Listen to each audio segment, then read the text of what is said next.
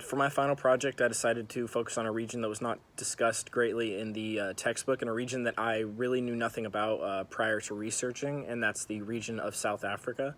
So for starters, a little bit of background on the area. It's a very diverse population. About 79.2% is black. That's the majority of the population, followed up by white, which is about 8.9%.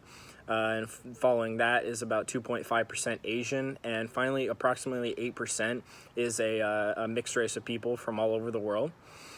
And in this in the region of South Africa, there's been a lot of racial tension, racial inequality, political turmoil, economic downfall. So they've had a lot of issues lately, and they're trying to become unified as a region and work through these issues.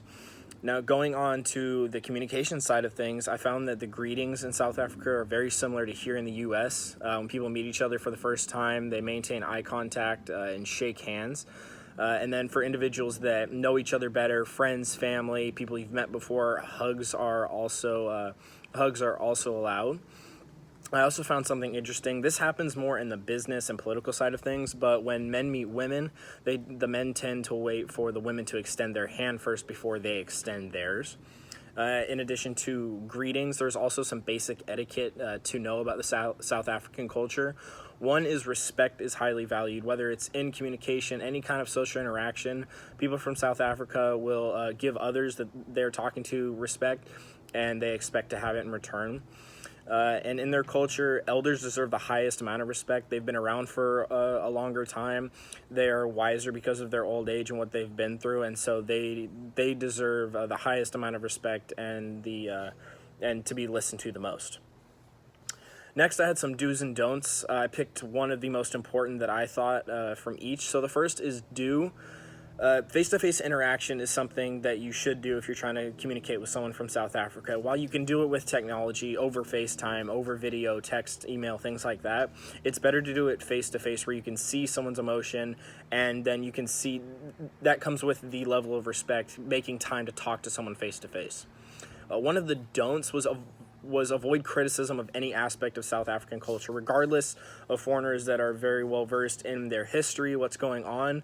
People from South Africa will just assume that you don't know what you're talking about or you have false information, so it's best to avoid it altogether. A little bit more on the communication side. Honest and direct communication is very common in South Africa. They like to speak their mind. They won't worry about saving face. They're not going to do it in an aggressive way, but they're going to speak their mind. You'll know exactly what they're thinking, what's going through their head. Another thing is silence can be interpreted as a conversation not being engaging, not interesting. It can come off rude. So even if someone were to visit and they're a quieter person, it's still important to try and engage somewhat into that conversation. Another thing is personal space is a lot different in South Africa. People tend to be in much closer proximity. So here in the U.S., we usually give each other our bubble, and there in South Africa, it's not as much of a thing. While you and I may be sitting somewhere in chairs 4 feet apart, something like that, it might be 2 or 1 feet, and might be much more up close and personal. Finally, in the business side of communication, people in South Africa are very time-oriented. Everything is done on a clock, on a schedule, done in a way where things get done the way they need it to be done and things get accomplished.